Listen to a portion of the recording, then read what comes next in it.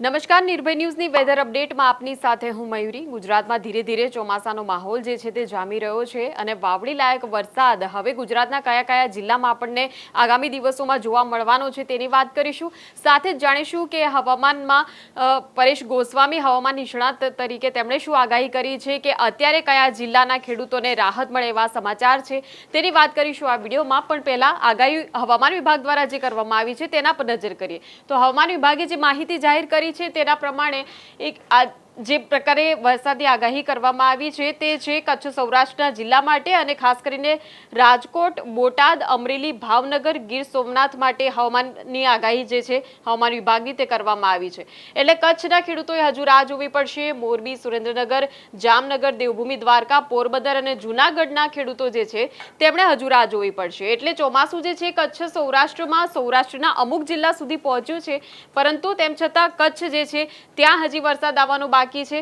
સાથે જ મોરબી, સુરેન્દ્રનગર, જામનગર જે છે, દેવભૂમિ દ્વારકા, પોરબંદર, જૂનાગઢ આ જે જિલ્લા છે આ જિલ્લાના ખેડૂતો માટે હજુ સુધી વાવણી લાયક વરસાદના સમાચાર નથી। પરંતુ જે દરિયાકાંઠાના વિસ્તારો જે આવેલા છે સૌરાષ્ટ્રના ખાસ કરીને ત્યાં વરસાદની અસર જે છે તે આપણને જોવા મળેલી છે, કેમ કે ગુજરાત ઉપર દરિયાકાંઠાના જે વિસ્તારો છે ત્યાં એક સિસ્ટમ પહેલેથી સક્રિય થયેલી છે। એટલે એ સિસ્ટમના કારણે ત્યાં વરસાદનો જે એક માહોલ જે છે તે જામ્યો છે। તો ખાસ કરીને વાત કરી ગીર સોમનાથ, અમરેલી, ભાવનગર માટે આગાહી, રાજકોટ અને બોટાદ માટે આગાહી। ત્યારબાદ ઉત્તર ગુજરાતમાં પણ પરિસ્થિતિ એ પ્રકારની છે કે છૂટોછવાયો વરસાદ પડી શકે છે, પરંતુ ધોધમાર વરસાદ નહીં જોવા મળે હજી સુધી। બનાસકાંઠામાં હજુ આગાહી નથી, પાટણ, મહેસાણા હજુ વરસાદને રાહ જોવી પડશે, સાબરકાંઠામાં હજુ વરસાદ માટે ખેડૂતોએ રાહ જોવી પડશે, અરવલ્લી, ગાંધીનગરમાં હજુ વરસાદ નથી, મહીસાગર બાજુ હજુ પણ વરસાદ જે છે તે જોવા નથી મળવાનો। તો વરસાદ જે છે એ ધીરે ધીરે તેની ગતિ જે છે દક્ષિણ ગુજરાતમાં આપણને જોવા મળી રહી છે, મધ્ય ગુજરાત તરફ જોવા મળી રહી છે, ત્યારબાદ સૌરાષ્ટ્રના અમુક જિલ્લા જે છે। પરંતુ ઉત્તર તરફ જ્યારે આપણે જઈએ છીએ તો ઉત્તર તરફ જે છે એ વરસાદનું જોર ધીરે ધીરે નબળું પડી રહ્યું છે। એટલે ઉત્તર ગુજરાતના જિલ્લા જે છે ત્યાંના ખેડૂતોએ વરસાદ માટે રાહ જોવી પડશે। પરંતુ અમદાવાદમાં વરસાદી માહોલ એ આપણને જોવા મળવાનો છે। અમદાવાદમાં વાદળછાયું વાતાવરણ સાથે જ ઝરમર પ્રકારનો એક વરસાદ જે છે એ વરસાદ આપણને જોવા મળી શકવાનો છે। એના પછી ખેડા માટે વરસાદની આગાહી કરવામાં આવી છે, પંચમહાલ માટે વરસાદની આગાહી કરવામાં આવી છે, આણંદ માટે કરવામાં આવી છે, વડોદરા શહેર માટે પણ આગાહી કરવામાં આવી છે।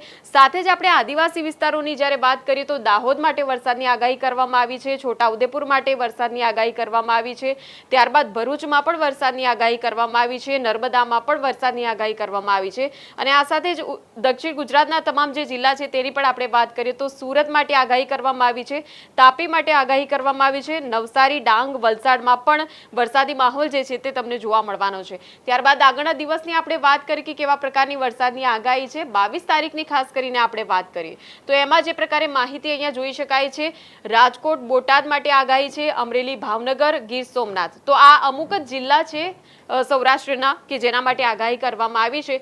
પરંતુ ત્યારબાદ અમદાવાદ, ખેડા માટે આગાહી છે, આણંદ માટે આગાહી છે, મહીસાગર, પંચમહાલ, દાહોદ, એટલે મહીસાગરથી શરૂ થાય છે અને ત્યારથી જે દક્ષિણ ગુજરાતના તમામ જે જિલ્લા છે તેને ચોમાસું જે છે ગુજરાતમાં હાલ કવર કરી રહ્યું છે, પરંતુ ચોમાસું જે છે તે ઉત્તર ગુજરાત સુધી હજુ પણ નથી પહોંચી રહ્યું। આગાહી 22 તારીખ માટે આપણે નજર કરીએ, આણંદ માટે આગાહી, વડોદરા, છોટાઉદેપુર માટે આગાહી કરવામાં આવી છે, નર્મદા, ભરૂચ માટે આગાહી કરવામાં આવી છે, સુરત, તાપી, નવસારી, ડાંગ, વલસાડ, દમણ અને દાદરા નગર હવેલી માટે આગાહી કરવામાં આવી છે।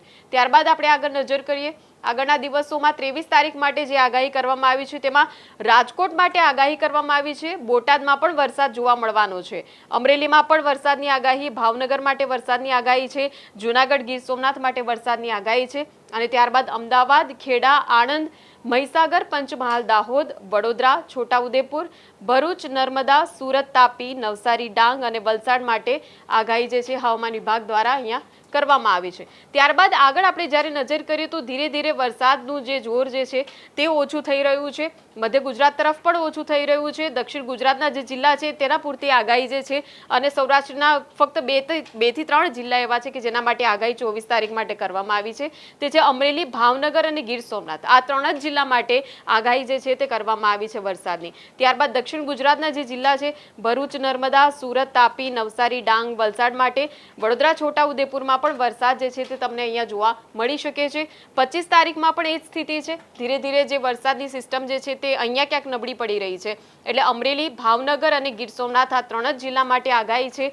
વડોદરા, છોટાઉદેપુર, ભરૂચ, નર્મદા, સુરત, તાપી, નવસારી, ડાંગ અને વલસાડ માટે આગાહી જે છે તે કરવામાં આવી છે. અને ત્યારબાદ આગળ 26 તારીખમાં પણ આ જ પ્રકારની સ્થિતિ. અમરેલી, ભાવનગર, ગીર સોમનાથ માટે આગાહી છે. વડોદરા, છોટાઉદેપુર, ભરૂચ, નર્મદા, સુરત, તાપી આ દક્ષિણ ગુજરાત માટે આગાહી છે. એટલે દક્ષિણ ગુજરાતમાં તો માહોલ જે છે વરસાદનો તે યથાવત જ આપણને જોવા મળવાનો છે. પરંતુ વરસાદની એક સિસ્ટમ જે છે તે ક્યાંક અલ નીનોના કારણે ઉત્તર તરફ આવતા નબળી પડી જાય છે. એટલે ઉત્તર ગુજરાતના જે જિલ્લા છે બનાસકાંઠા તરફ હજુ વરસાદ પહોંચ્યો નથી, કચ્છ સુધી હજુ વરસાદ પહોંચ્યો નથી, સાબરકાંઠા, પાટણમાં હજુ વરસાદ જે છે તે પહોંચ્યો નથી. એટલે આ વિસ્તારના ખેડૂતોને વરસાદ માટે રાહ જોવી પડશે. હવે જોઈએ કે હવામાન નિષ્ણાત પરેશ ગોસ્વામીએ શું કહ્યું છે. વાવણીનો વરસાદ, જેમાં પ્રથમ રાઉન્ડ અને બીજા રાઉન્ડ વિશે ખૂબ અગત્યની માહિતી આપવાની છે. સૌ પ્રથમ તો આપને એ જણાવી દઉં કે આપણે વાર્ષિક કાર્યક્રમમાં પણ બતાવેલો હતો, અત્યારે પણ બતાવી રહ્યા છે કે પ્રથમ રાઉન્ડ છે એની અંદર સાર્વત્રિક વરસાદનો રાઉન્ડ નહીં હોય, એમાં બધા જ મિત્રોને વરસાદનો લાભ નહીં મળે. એવી જ રીતે અત્યારે થઈ રહ્યું છે. આપણે પ્રથમ રાઉન્ડ છે 15 તારીખ આસપાસનું કીધું હતું, જેમાં આપણે અવારનવાર કહેતા આવ્યા છે કે એમાં 36 થી 48 કલાક આગળ પાછળ થતું હોય. જેમાં જોવા જઈએ તો આમ તો 17 તારીખથી વરસાદની શરૂઆત થઈ છે. ગઈકાલે 18 તારીખે બોટાદ હોય, મહીસાગર હોય, બીજા ઘણા બધા વિસ્તારો છે એ વિસ્તારની અંદર વાવણી લાયક વરસાદ પણ પડ્યો છે. જોકે બોટાદ હોય તો આખા સાર્વત્રિક આખા જિલ્લાની અંદર એ વાવણી લાયક વરસાદ નથી, પણ ગ્રામ્ય વિસ્તારમાં ઘણા બધા ગામડોની અંદર વાવણી લાયક પણ વરસાદ છે. એવી રીતે મહીસાગર જિલ્લામાં પણ છે, બીજા અન્ય જિલ્લાઓમાં પણ છે. તો કોઈ જગ્યાએ સામાન્ય હળવા ઝાપટાઓ જોવા મળ્યા છે. એટલે આ રાઉન્ડ છે છૂટાછવાયો છે. મેં આપને જણાવ્યું હતું કે આ રાઉન્ડ છે એની અંદર અમુક જગ્યાએ વાવણી થશે, એમાં અમુક જગ્યાએ વાવણીનો સૌરાષ્ટ્ર હોય, દક્ષિણ ગુજરાત હોય એમાં લાભ મળે, અમુક જગ્યાએ સામાન્ય ઝાપટાથી સંતોષ રાખવો પડે ને વાવણી ન થાય. આ પ્રકારના રાઉન્ડનું જે આપણું અનુમાન હતું એ જ પ્રકારનો આ રાઉન્ડ ચાલી રહ્યો છે. ભલે હજુ સત્તાવાર રીતે હવામાન વિભાગ તરફથી નૈઋત્યનું ચોમાસું ગુજરાતમાં પ્રવેશ કર્યાની જાહેરાત નથી થઈ, પણ આ પણ કેરળ જેવું છે. કેરળની અંદર 26 કે 27 તારીખે નૈઋત્યના ચોમાસાનો પ્રવેશ થઈ ચૂક્યો હતો, છતાં અમુક ક્રાઇટેરિયા બાકી હતા. એટલા માટે તેને 4 જૂને હવામાન વિભાગે જાહેરાત કરી છે. હવે અત્યારે ભલે ગુજરાતમાં ચોમાસાના પ્રવેશની જાહેરાત નથી થઈ, પણ હું આપને ચોક્કસથી એટલું કહું છું કે આપણે ગુજરાતની અંદર ચોમાસાની શરૂઆત થઈ ચૂકી છે. ગઈકાલે ઘણી જગ્યાએ વાવણી લાયક વરસાદ પણ પડ્યા છે. હવે આને છે હવામાન વિભાગ હોય, અન્ય લોકો છે પ્રી મોન્સૂન એક્ટિવિટી પણ ગણે છે. ભલે એ ગણીએ કે ચોમાસાનો વરસાદ જે ગણીએ તે, પણ જેને વરસાદ થયો તેને વાવણીનો લાભ મળ્યો છે અને વાવણીનો લાભ અત્યારે મળે એ આપણા માટે ખૂબ સારા સમાચાર કહેવાય. હવે આ રાઉન્ડની અંદર હજુ પણ 2 દિવસ સુધી છૂટાછવાયા વરસાદ થશે. અમુક જગ્યાએ વાવણી લાયક વરસાદ થશે, અમુક જગ્યાએ હળવા ઝાપટા પડશે. એ પછી 22 જૂનથી લઈ અને જે 25 જૂનનું સેશન હશે એમાં સારા વરસાદના સંકેતો છે. સારા વરસાદ એટલે કે લગભગ સૌરાષ્ટ્ર, મધ્ય ગુજરાત, કચ્છના અમુક ભાગો અને દક્ષિણ ગુજરાતના ભાગોની અંદર વાવણી લાયક વરસાદની સંભાવનાઓ હાલ દેખાઈ રહી છે. જોકે આ રાઉન્ડ અને હવે 22 થી 25 જૂન વાળો રાઉન્ડ છે, આ બંને રાઉન્ડની અંદર ખાસ જોવા જઈએ તો મંડાણી વરસાદ અને થંડરસ્ટોર્મ એક્ટિવિટી થશે. મંડાણી વરસાદ એટલે મોટા ભાગે જોવા જઈએ તો બપોર પછીના સેશનમાં અથવા તો બપોરથી આ વરસાદની ગતિવિધિ થાય તેવી શક્યતાઓ માનીને ચાલવાનું છે. આમાં થોડુંક અમુક જગ્યાએ તોફાન પણ જોવા મળશે, એટલે કે સામાન્ય ગાજવીજ અમુક જગ્યાએ હશે, પણ ગાજવીજ કરતાં પણ વરસાદ પડશે. ત્યારે વરસાદ વખતે પવનનું થોડુંક પ્રમાણ જોવા મળે તેવી શક્યતાઓ છે. આમ તો નોર્મલ અત્યારે પવનની ઝડપ છે 18 થી 20 કિલોમીટર પ્રતિ કલાક આસપાસ છે. આ પવનની ઝડપ છે વરસાદ સમયે કદાચ વધી અને 25 થી 30 કિલોમીટર અને ઝટકા છે 35 થી 40 કિલોમીટર સુધીના નોંધાય તેવી શક્યતાઓ છે. એટલે પવન સાથે અમુક જગ્યાએ આ પ્રથમ વરસાદ છે જોવા મળે તેવી સંભાવનાઓ છે. એટલે આ 2 રાઉન્ડની અંદર ચોમાસું આગળ વધવાનું છે. એ પછી 28 જૂનથી 3 જુલાઈનો ત્રીજો રાઉન્ડ આવશે. એ ત્રીજા રાઉન્ડ સુધીમાં એટલે કે 3 થી 4 જુલાઈ સુધીમાં સાર્વત્રિક ઓલ ઓવર ગુજરાતની અંદર વાવણી થઈ જશે. પણ દરેક ખેડૂતભાઈ નોંધ લેવાની છે, આજે 19 તારીખ છે, આજ દિવસ સુધીમાં જે જગ્યાએ છૂટાછવાયા વરસાદ પડ્યા છે, વાવણી થઈ છે અને લાભ મળ્યો, હજુ આવતીકાલ અને પરમ દિવસ 2 દિવસ સુધી છૂટાછવાયા વાવણીની શક્યતાઓ છે.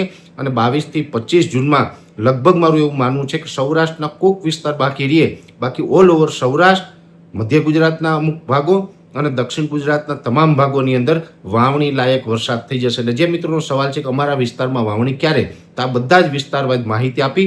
ઉત્તર ગુજરાત, કચ્છના અમુક ભાગો હોય, મધ્ય ગુજરાતના બાકી રહેલા ભાગો હોય, એ બધાને પણ 28 થી 3 જુલાઈ સુધીમાં વાવણી થઈ જશે. એટલે 3 થી 4 જુલાઈ સુધીમાં સાર્વત્રિક વાવણી થઈ જશે. આ વાવણી મારી દ્રષ્ટિએ મોડી ન કહેવાય, આ સમયસર જ કહેવાય.